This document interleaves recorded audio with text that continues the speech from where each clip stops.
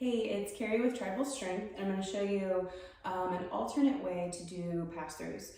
Usually when we do a pass-through, we have a longer resistance band or a PVC pipe or a dowel, and we start with a wide grip, elbows locked out, and see how far we can get behind back. And I talked about in the first video for banded pass-throughs, standing pass-throughs, that it really just depends on what your mobility is like, how tight your chest is, how tight your shoulders are, if you've had a shoulder injury. So just take it slow, take it easy bit by bit. You're not gonna win any awards by being the one who goes the farthest on a pass-through. Promise, tried, there's no money in it. So for this one, we're gonna do a lying pass-through.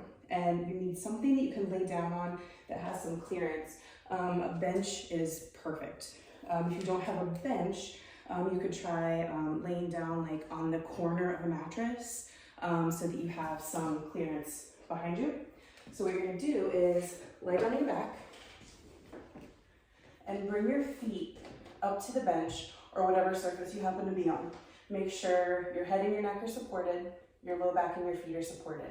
The feet being up is a really important part of this process because we want to be able to let that low back go into a more neutral position, which really means tilting the pelvis forward. Tilting the pelvis backwards, sorry, posterior tilt.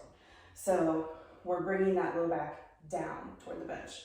And then same idea as when we're standing with a pass-through, you're gonna hold it in a really nice grip or a nice wide grip. And I would start out with a resistance band for this one, not a dowel or a PVC pipe, because those can be a little bit rigid and you want to give yourself some space. And we're just going to go back and down. And you will most likely notice that there's a little more resistance on a lying pass-through than there is on a standing pass-through. The reason for this is that we have taken the lumbar spine, this low back, we've taken that out of the equation. You can no longer use your low back to help your shoulder mobility. It's all shoulder. Now, if you want to kind of see how your chest, how your pecs feel, I would say get in your lowest position and just hang out and see what happens. Like right now, I'm feeling a lot of tightness in my biceps, the biceps tendon, some pec. Some people feel it all in pec or all in shoulder blades. It really is individual based on where you feel your tightness.